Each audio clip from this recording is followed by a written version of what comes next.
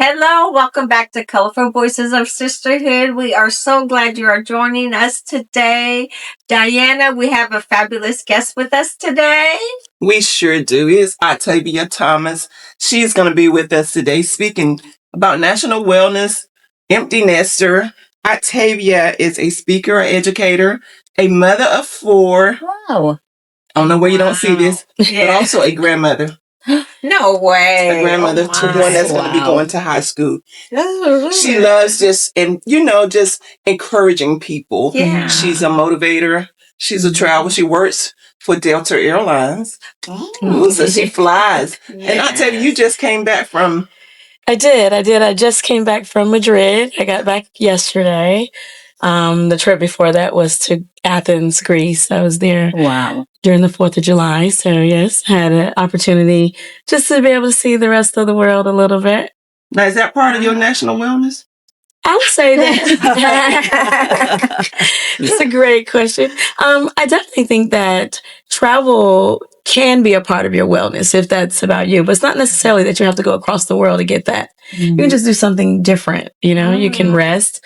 I think rest is a big part of that. Laughter is a part of that. Being present is what I really want to be able to do. So whether you're traveling, far away or, right here in your local community, just being able to take a moment to be present wherever you are, to me, is just such a treasure to shut down and to, to kind of reconnect with the things that are important to you. So that's what I think is a part of wellness. I love that you said be present, because a lot of times, especially as a mother, you kind of take for granted those moments in time until they're done, and you don't get that moment back. Absolutely. And I think that's probably why grandparents spoil grandchildren, because you know how precious that moment is when they do something. Yes. But being present, today you just don't see it as much because I think everybody's on their phones. Even when you go to a restaurant and you're there to enjoy a meal together, a lot of people will be on their phones during the whole time and miss that opportunity to be together as a family.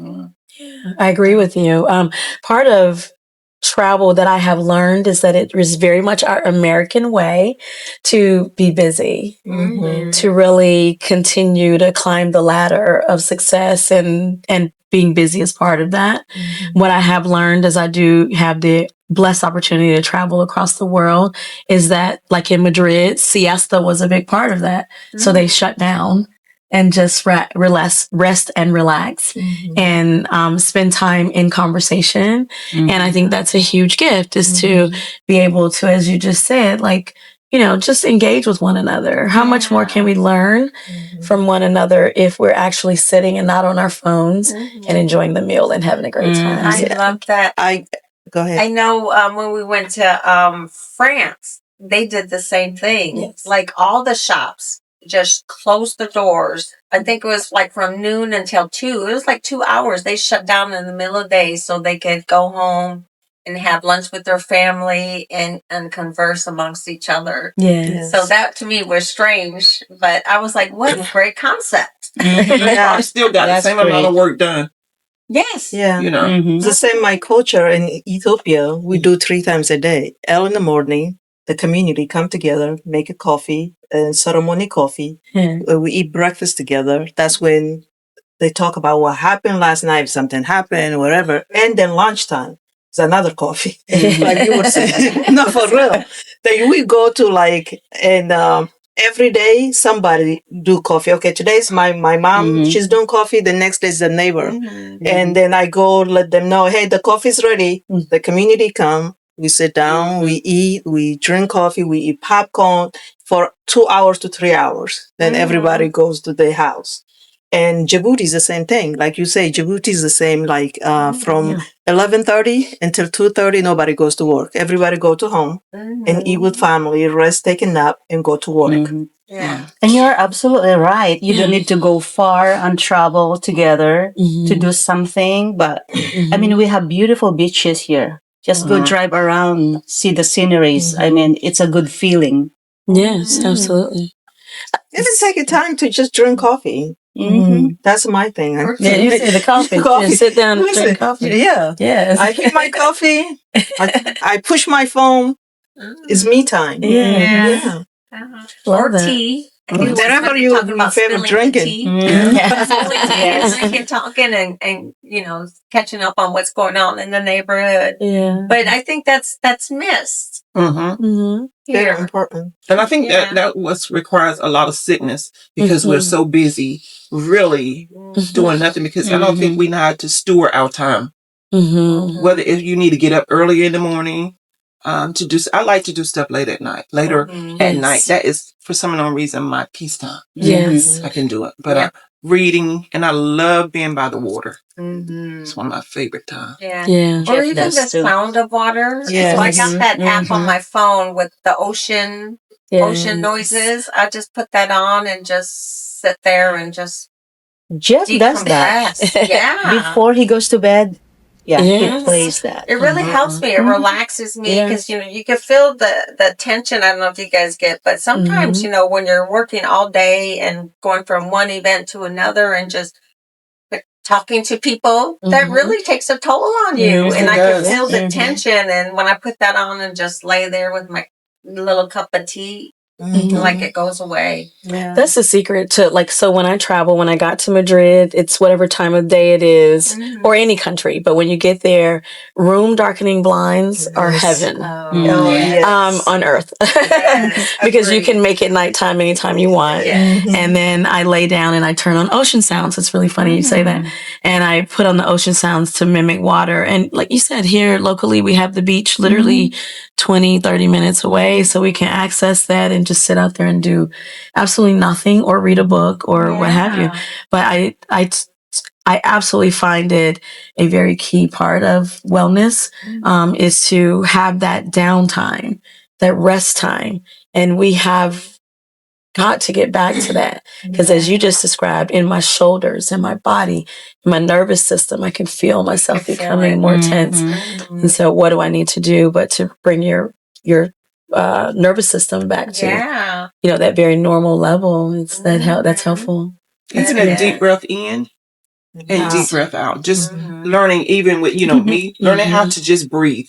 Deep breath in, deep breath out. When I go to my massage, I love a massage.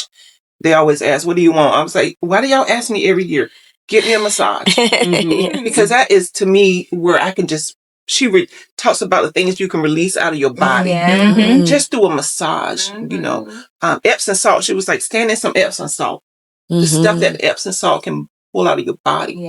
But we take all that natural stuff for granted, grounded, just standing there on the ground barefooted. That is key. I love going. I'm telling you, the beach is one of my favorite things. And I don't want to go in the water. I just like stand out there. Yeah, same But here. Same here. Some culture, like my country in Djibouti, and they go to beach early in the morning before nobody wake up, and before nobody enter the water. 3 days for 3 days. If you do that, it takes all the heaviness, whatever you're going through. It's like cleanse.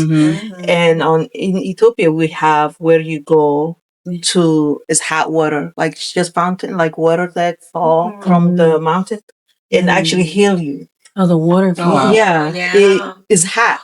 It's hot, but it heal you if you're paralyzed, if you have any sickness and all that. And we have that. I never went, but my mom, she used to go that. She used to go there. It's more for Christianity because my mom, she was, but Islam go to like just for healings. St. Lucia has something similar to that that you could go to. And it was just under the waterfall. And it was like the healing process of it. But it's all in the mindset. Yeah. It is. A lot of things that we go through is really in the mindset. And we are running, rapidly running ourselves down for others. And I have sat back lately and said, what about me? You run yourself down trying to, what are you doing? And then you're not good for anybody. Once you run your body down. And that's why they say self-care is so important. It is. Because especially, as mothers, we're all mothers, we're worried about the children and the husband and the pets. We're always taking care of others. A lot of times we forget to take care of ourselves. Yeah, well, this month is a national wellness. Yes. So my question is, have you checked your physical health lately? Yeah. I need to do that myself. Yeah. Also add in mental. Yeah. Because we talk about physical, but we never think about the mental health. But you're absolutely right. August is normally the month that I do all my doctor's appointments. Because that's my birthday month. So Nice. kind of do everything Yes. in the month Happy of August. birthday month, Thank you so Diana. much. Happy birthday. She's gonna be 31. Yes. Yes. It's like I don't never really want anything. I just love my birthday month. Yeah. Because that's your self-care month. Yes. Yes. Yes. Because you, like you said, you get your massage gift certificates, you get your pedicures, just everything is taken care of. That's the month everybody takes care of you. So that's why I think everybody loves the birthday month. Yes. Yeah, And we the have to Mother's do Day. consistently too, because Yes. we We live have every to. day. We have to be consistent, like working out. If you like to walk, just walk for 10 minutes. If you have to do laying down on the ground, whatever you need to do, take care of yourself, because you might not make it to next year for your birthday. You see what I'm saying? Like, we're losing so many people. I know, like, God, it can be me. No, for real. Like, we take it for granted. We worry about next year or tomorrow, but today, the only moment. This is the moment that we have. Right Yeah. today. And that goes back to what Octavia was saying, was be present. Be present in the moment. Because you're Yeah. right. You don't know what tomorrow's going to bring for any of us. That's true. Yeah. You will meditate, whatever you need to do. Like you say, mental health. I know physical is good, right? But this is connected to our body. Everything we feel here and we feel in our body, like we were talking about. She have beautiful skin. And how, if we are peaceful with ourselves within, it shows in our face, in our body. So it's very important to be mindful about ourselves before even we can worry about other people. And because if I'm okay, I know my children, they're gonna be okay. If I'm not okay, my children, they're gonna see mommy that just screaming, everything, like, no, I'm being honest, and I'm speaking of life experience, when I'm not okay, my children feel it because of the way my voice, even when I call them, it's like aggressive. You see what I'm saying? But when you are peaceful with yourself, you genuinely respond how you really feel. It's very important to be mindful, take care of yourself, and be genuine, be kind to yourself, because it's very important you be kind to you before you can be kind to somebody else. True to yourself. I call it AL because it embodies everything. AL is spiritual, emotional, even financial. That's right. Where are we with that? Yes. Yeah. Well, Environmental, even. absolutely. When all of those stressors add up, the way we're talking about how stress actually registers in our body, it can attack us physically. So when we are bringing and inviting in stress to take over our body, our minds, our situations, you start notice it adding up. And that's why you feel it in your physical parts. So it all, as was stated earlier, it all goes hand in hand, how it operates together. And I would even add, to me, for myself, I know, and probably many of us, your spiritual wellness as well. So when you have whatever that means for you, and whenever that all comes together, then it can help to bring you into a healthier place physically, help to bring you into a healthier place, mentally, when it all is working hand in hand. So, It all connected. yes. It all connected. Everybody part is needed. Yeah, every part. What I say, everybody part is needed. Yeah. It's really needed. But I like you when you ask about physical. What do you do for yourself, for your wellness? I do. I get up early in the morning. I take my walk, even just 10 to 15 minutes. It helps. It goes a long way. Come back and just relax for a minute and start my day positively. Okay. That's good. Yeah. What about you? For me, first thing I do, you guys might not believe this as well. I go bathroom, I wash off, I pray. I get in my knees. Of course, I'm Muslim, so I pray 5 times a day. So first thing I do is go to bathroom, wash off, meditate, sit there, get in the ground. When I touch my hand, something about just being on the ground. And then that's when I get up, I put my clothes to go for a run. Come back and get ready the children in school. So that is every day, Monday to Sunday. That's awesome. Just goes round. Wow. What you do, Raquel? Yeah. Well, mine is at the end of the day. So I am not an early riser. I really love sleeping in, and now that I can sleep in, I sleep in. But at night is when I reflect on my day and prep myself for the next day. But I take that alone time. So Johnny goes to bed earlier than I do, and I think it just started when I was when the kids were little. It was after that I put them to bed and their day was done. Then it was my time. Oh, So yeah. no matter what time it was, it's never the same. Saturday could be later, Sunday, but I always get that time at night, just to decompress, listen to the ocean breeze, get my mind right, reflect on the day. What transpired, what do I have to work on, what did I. Yeah, I'm very critical of myself. I go through and it's like, oh, could I handle that situation a little better? Or, oh, I hope I didn't say that and it came across the wrong way. Or I'm just very critical of myself. So I reflect on my day to make That's sure great. that the next day I do better. How about you, Dan? I probably think I have a mixture because I'm like Raquel. I'm very a night person, but I do have a morning routine where I get up and pray. That's my first thing is I have to go into that to ask the Lord to lead me. Because I could be critical too of myself, and because I know I'm a very direct person in a lot of conversation. Don't mean I'm right, but I am. So I do go into that moment, and since I have been dealing with this illness, I have noticed that I do stuff in the morning, but I may lay down and through the night or early in the morning, I may get up and do stuff. My Bible is always, I got Bibles everywhere. And I was like, let me think about this right here. And I'll go to a scripture and I kind of pray about it to see how it relates to me. And I'm always thinking of what can I do to help somebody. So that's a lot of mine. And I love walking. Even more now so since I've been through this. Walking has been something different. Yeah. It does. So I think I'm really looking at life a lot different now than I have been because I think I took it for granted. Yeah. But now it's just even sitting back going, let me breathe in and breathe out because I couldn't do it at one point. Yeah. So yeah. What about you? Loving people. How about you? Oh, for me, it's exactly the same, like starting the day for sure with just God, praying and meditating. I try to be very conscious of not grabbing my phone to start checking notifications.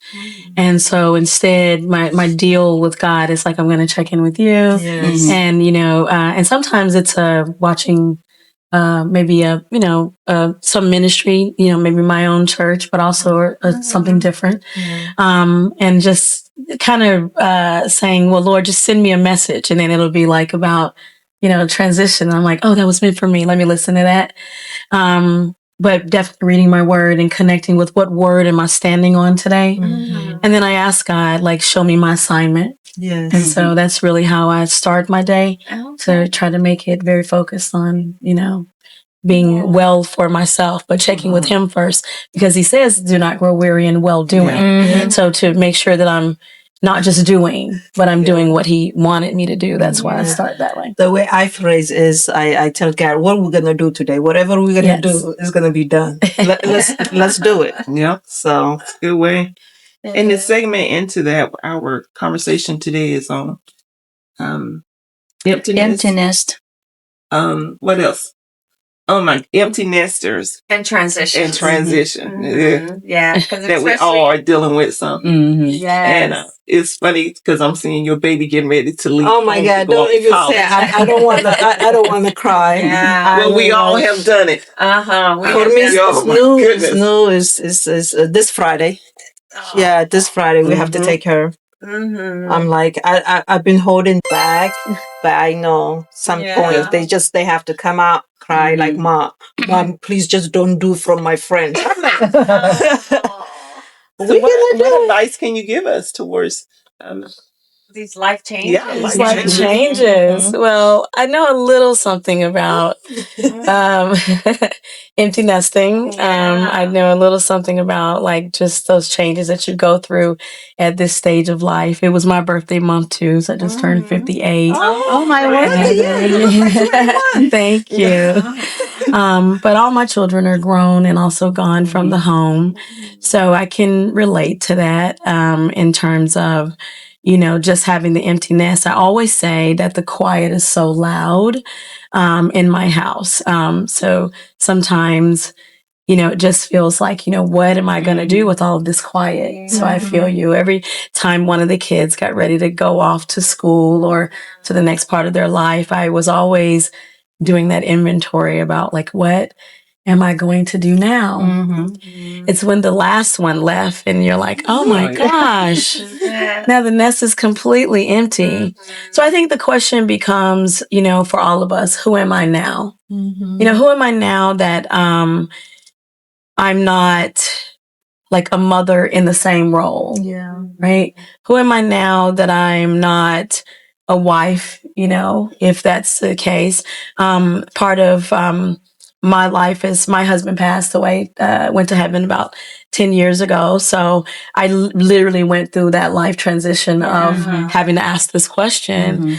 And for me, it was like being able to just say, for others and to help others realize, like, who am I now that I'm going through retirement? Who am I now, that the nest is becoming completely empty? Who will I be? And what's the key to that? And I think the first thing is, we've talked about it a little bit already in this circle. It's the identity of myself. Who am I? That's the first question. What do I enjoy? Who am I when this role is not the only way that I'm defined? And sometimes that can be a bit intimidating. It can be a bit intimidating, right? I'm not done raising this child. Is this child ready? Sometimes the question is, no, am I ready? Am I ready to let go? What will be my identity when I'm not at the soccer games, or I'm not taking them to band practice, when I'm not cooking my husband's meals, when I'm not ironing his camis, or whatever the case may be? Who am I when I have to just stand in the mirror and look at me and decide what that is? So I think that kind of begins with recognizing. The first R is recognizing. This is where I'm at. I am in this place, this particular place right now, and I'm blessed to be here. This was always coming. This is no surprise to God. However I got here, whether it's widowhood or divorce or just life moving along, and you're blessed enough to be the age you are right now. And so now the nest has emptied, and that part of my purpose has transitioned. As a mom, I'm now an advisor to an adult, 33-year-old young lady. The rest are sons. So now my role isn't to be in her business every day. Right? I'm also an empty nest, Yes. empty nester now, but I see it as a new beginning, rather than an ending. But my question is, should be our children call us instead of us initiating the call? Ooh, that's a good one. That's a good one. I initiate a lot of the calls, and it's really not. It's just to check on them. Hey, how you guys doing? Ain't heard from you. Because I got kids all over. One in Pennsylvania, one in Indiana, one in Charlotte, and one in Durham, and one's here locally. That one I see every day. Talk with them every day. So it makes me miss my other ones because we don't have that same connection like the one living closest to me. So I do initiate. I do the same thing also. And sometimes we always hear, because I'm busy. And here I am as a mom. Hey, what is 1 or 2 minutes? It's true. It is. It really is. And they're always on their phone too. Yes. Yeah, it's different. Even like when they're on the phone, when you call them, like my daughter and my son, I have, he's 25. Yasmin, like I told her, okay, mom, I'm okay. Okay, she's ready to hang up. But with her phone, she talked forever. I said, Yasmin, you don't want to talk to me, mom? No, I have to go. So yeah, it just is. I think I will call her every day, and I tell her like, just know that, just call. If you don't answer, at least I know I'm calling to check on you, or I'm gonna drive. It's 2 hours and a half. Those are pretty popular phrases. I'm busy. I have to go. And we I have just to go. I think that one of the hardest things is really that your role has changed. You know, so of course, when we're raising them and they're younger, we're able to pour into them every day. And also, too, it pours back into us to have poured in. To be mom has given you a sense of self. And so I think that that's really the hard part, right? Is that has now changed the way it looks. Having 4, my interaction, my daughter and I probably talk more. My sons and I, it is a check-in. Sometimes it's a visit, you know, me physically going there. And then if I really want to trek them, for like Christmas or what have you, like I'll get a space and then invite everybody into the space. But I will leave enough room for them to still be themselves. Because I think that's when you get to see that now they're adulting. Yes. And so they can kind of interact and come dip in and out, wake up when they want. The worst time I've ever had is trying to book like a vacation to like Disney, and then none of them show up at the right time. It is a pain in the butt. And it's funny you mentioned that because we take a family vacation every year, and it gets harder and harder every year to lock down a time and a location. So we do a whole year advance. So next year, they all know I want to go to Yellowstone. So we're going to go to Yellowstone. So they all know, okay, mom wants to go to Yellowstone. So they got to dedicate that time and save their money, because mom doesn't pay for everything because they are grown adults. But of course, I see a lot of positive things also of being empty nesters. Number 1, you and your spouse has a lot of time now together. Your marriage is more focused. And Yeah, I tell people that if you raise your children, they go on with your life, go enjoy yourself. Like, please, don't feel guilty. Now they're gone. Only I think is mankind that we like to attach. Like, look at animals. Like, look, bird, they give baby, like, okay, go fly.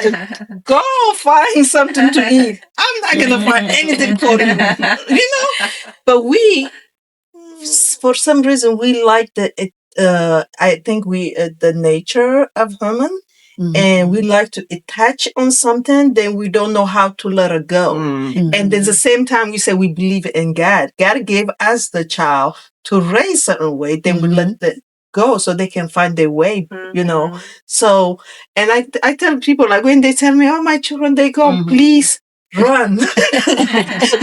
Go enjoy yourself. Go find something to do.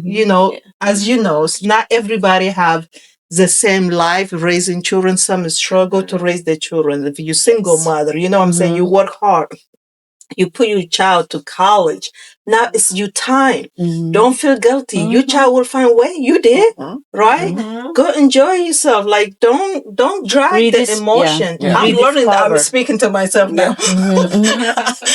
As I'm speaking to myself. Like, I'm just being honest. Like, we have to. We need to rediscover ourselves. And I like when you brought up the word identity, because of course, when they were little, here we are fixing their breakfast. We have to wake up early. Now we are empty nesters. Or even when you go to the school, there's Michael's mom. Or what's it your name? You're so-and-so's mom. Yes, I welcome that. When I go to Wilmington, I have a son, and he now has his own like stage name, if you would. And they go, "Oh, there's Lou's mom." I love that. I say, because we raised them to go out and to do the things that they're about to do, right? And I think it does become a time of us needing like a little bit of support to get through the transition of being an empty nester. Not all of the women that I talk to or even that draw close to me to kind of want to know how to do it necessarily maybe have a spouse, to share this particular chapter of their life with. And I have to tell them, like, sometimes it wasn't always easy. I used to sit at that table at a restaurant And it was a very big table to sit at by myself. Yeah. So I thought, well, that's a little intimidating. And then I finally moved to the bar, right? I said, well, I'll sit at the bar. Now, I'll tell you, I didn't want to sit at the bar initially because I used to think differently about people sitting at the bar. Yeah. And then I learned to kind of say, well, let me do that. So I sat at the bar and I realized there's a lot of conversation. There's a way to bring in community. And that's really what I want to highlight. We can bring in community the way we're doing now, the way you invite friends to do something, the way you create the space for someone to come in if you are feeling lonely, if you are feeling isolated. I think one of the biggest things that's hard about transition and hard about empty nesting is isolation. That's true. Right? Lonely, That's true. being alone, we can do when we want to, as we all have said. I want to wake up. I want to spend that time. I want to have that cup of coffee. But loneliness is the part that makes things creep up that we don't want to have. Yeah. And so you can create that by inviting community. And I know that for myself from the very beginning, when I was by myself, I know that I am where I am today because of community that surrounded me. And it also was in moments when everybody goes home and I didn't have people. I built it. I built the community and said, I'm going to put together this group of women who are in the same shoes that I'm in. Yeah. So whether you got a divorce group and you're like, I'm going to do this women in divorce, or others that are widows, or others that are by themselves, or a bunch of friends that are, empty nesters, you just pull together a community of the others that can support you. And I think it has, the ability to. I like that when you create the community that you need. Yeah. That's good. So you brought up about loneliness. Yes. And I was looking at the statistics, AARP's 2025 survey of about 3,300 Americans. 40% of U.S. adults age 45 plus reported feeling lonely. Yes. That's a lot still. 45 plus. But ladies, don't lie to me, okay? Don't you love your peace and quiet sometimes? That's what I was saying. I'm 44. Don't you love it? I mean, I'm 44, but I love my being by myself. Oh my God, I'm so in love with me. Like I'm good. But sometimes, I'm good. Okay. But sometimes, ladies, I told Jack like I kind of miss also somebody's like a noise. Yes. From little kids, yes. Sometimes I have miss a lot. that. My door, my community. They knock my door like they run. I'm like I don't have time to play with you. Stop. They come back. It's summertime. They get bored. Amiris, mom. That's when my tear come. Like Amiris, mom. Can we have a snack? Why can't you just say that? Why are you running back and forth? Well, sometimes people have built a life on being a we. And so the transition that they're going through is going from being a we to a me, right? And that can be either the physically being a me, i.e. divorce or widowhood, or it can be a me of rediscovering me, that even though there's someone else in the home with me, I don't want to do what he wants to do. I want to do maybe something different. I want to get together with some girlfriends and maybe go on a solo trip. Or I want to go do something different and just do this by myself, Sometimes the figuring out how to be a me is a whole new chapter. For however you stumbled upon it, different ways. And so how do I do that? And that's really, again, back to that chapter of self-identity. I really think, that I find that women are trying to figure out, but how do I do that if my identity is wrapped up in the way it used to look?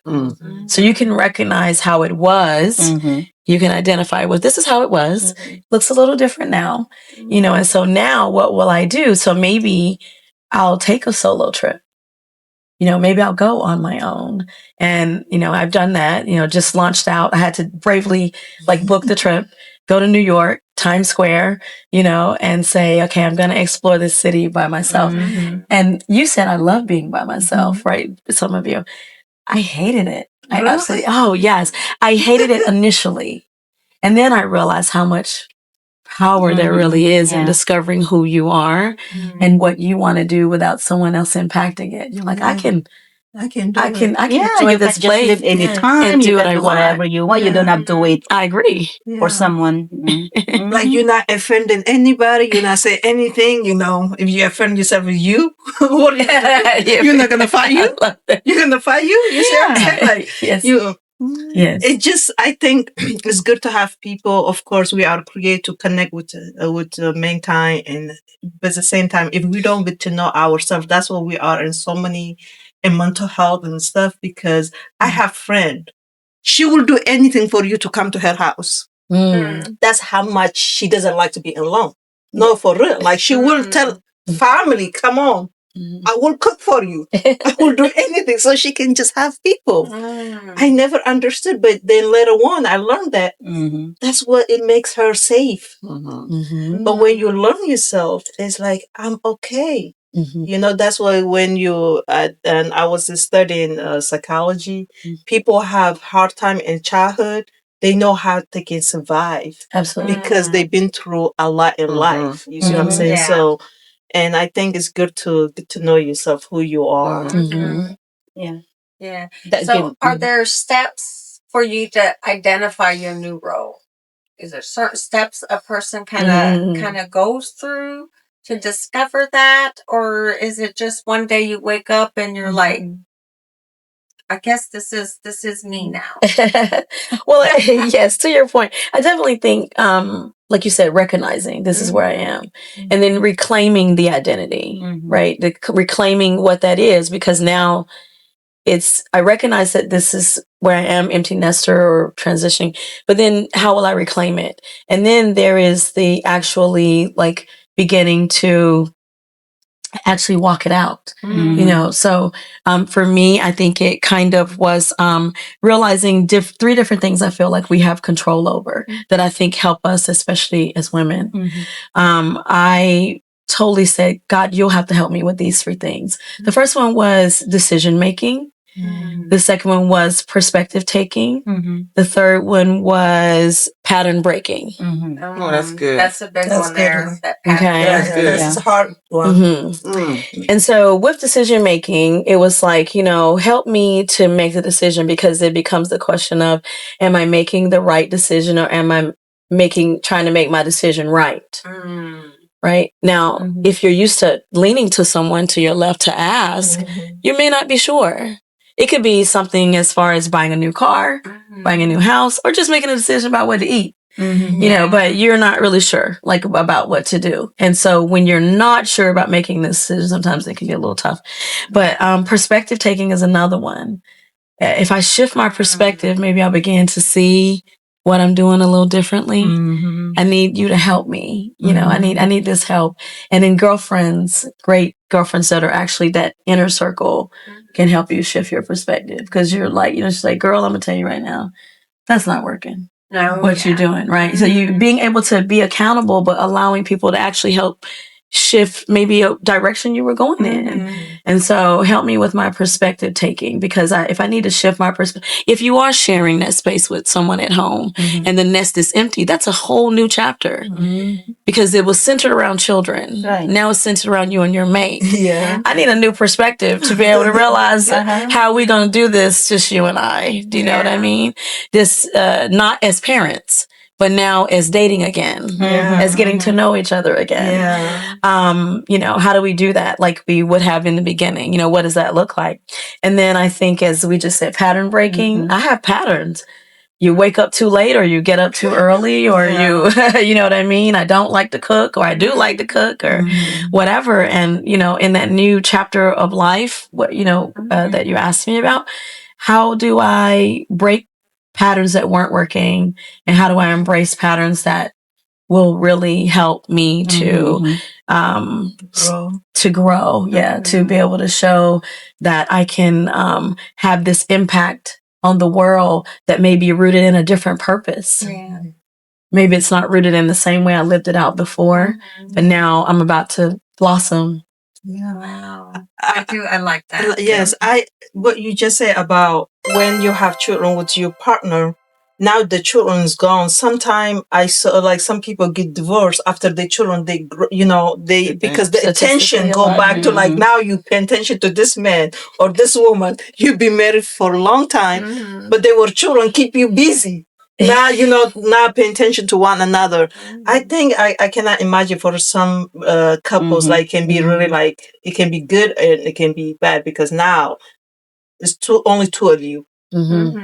Yeah, it's life, it's really a life rediscover. Because say you start here, you go into your life, now you become empty nester, you start here again. You need to rediscover yourself again right here. Yes. I like that, the pattern thinking. Technically, that's what life is. Like we go back to the beginning, like, we age, we go back to like little kid. We've been changed and all that. Yes. It's just life is just circle that never ends. Yes. Well, part of that self-discovery too, you remember when you got married, you kind of, if you're married and that's your story, you kind of took a part of yourself that had to kind of be one with another person. So you may have had some things that kind of got put back here. When you became a parent, you had some things that got put back there. So, now that you're in this situation of rediscovery, you're trying to bring back things. Sometimes there are dreams and hopes you had always wanted. And I find that women that talk to me as they're in a, transitioning through life, they're like, well, I always wanted to ... whether travel, I always wanted to paint. I always wanted to skydive. I mean, whatever, and then so now there's this opportunity to do that now. Yeah. Does your mate want to do that? We don't know. Yeah. Will you do it without them? You get what I'm saying? That rediscovery. And it's just this welcoming chance. Now it can be challenging, which is why divorce does come into play sometimes. Because what if that person is more of a couch potato? Yeah. Not knocking couch potatoes, but if you were sitting with them and that was okay while y'all were in that phase. But now you suddenly got this spark of energy where you're like, I'm wanting to be out there. I want to go. I want to do stuff. I want to change my hair. I want to, I want to change the way I dress. And now you're wanting to do something different. So it can be a challenging time, but I think it's the recognizing and reclaiming and saying, here's my truth about it. I want to do something different. Will I do it alone? Or you are the perfect example for someone that raised 4 children and that lost your husband. Sorry for your loss, but now you discovering the woman you are. Now you're in school to become a therapist. I am. Can you share that? Because a lot of women out there that like, like you say, they have dream and they hold their dream and what they want to do. Can you share with our viewer how they can find their way back to pursue whatever they want to do now? Yeah, thank you. Thank you for asking about that. Yeah, when life kind of threw me a curveball, I felt like, what will I do now? Cards are thrown in the air. How will I approach it? I realized that none of it was a surprise to God. And if I trust him, then he had plans for the purpose that he had inside of me, and he would continue to show me that along the way. And so I realized I can change it up. I can do whatever it is that I would want to do. So originally before I was an educator and I was in the classroom, but I wanted to do something different. I wanted to get outside of the classroom, still do some of the same thing. I'm still an educator. I am still one that is doing social work. I'm still one that is interested in therapy and helping other people. But in what other arena would you show me, Lord, where you would have me to do that that's my thought. And so with that, I just said, well, I can make this change at this part of life, now moving from being married and now widowhood. And I was previously divorced many years ago. So I have worn all the hats. So that said, I realized that when we have life experiences, God has this amazing way of using all of our experiences to be able to show us the direction to our purpose. And even if it's through pain, it actually really in a lot of ways through pain will we then find our purpose. And so it'll give you a sense of, well, because I've learned this, then maybe I'll start this, maybe I'll host this, maybe I'll do something different. So that's kind of my thought. You are such a great example because you didn't stop there. You keep going because you You're worth more than Yes. that. Yes, absolutely. Yes, thank you. Wow. That was good. So this has been a great discussion. Everybody's definitely look out for your self-care, self-awareness, and life changes happen. Whether we want them to or not, they happen. So this has been very educational. Thank you for being a good educator. Thank you. Thank you for having Provided me. some great feedback for our audience. But we would like to hear from you guys. I mean, what do you guys do for self-care? Drop it in the comment boxes below. We would love to have you share what you do. You know, something I may want to pick up. Diana might want to try it. But definitely, thank you guys for Diane following definitely want us. to try it. Yes. Yeah. Thank you, Octavia, for being Yes, a thank great you. co-host with us Thank you for today. having me. And don't forget to follow, like, and share on all the social media resources that we are on. Any last words, ladies, before we sign off? And take care of yourself. Check on yourself before you can reach somebody else. March 6th is our Colorful Voices Gala. Gala. See you there. See you then. You're invited. Thank you. Thank you. 6 next year.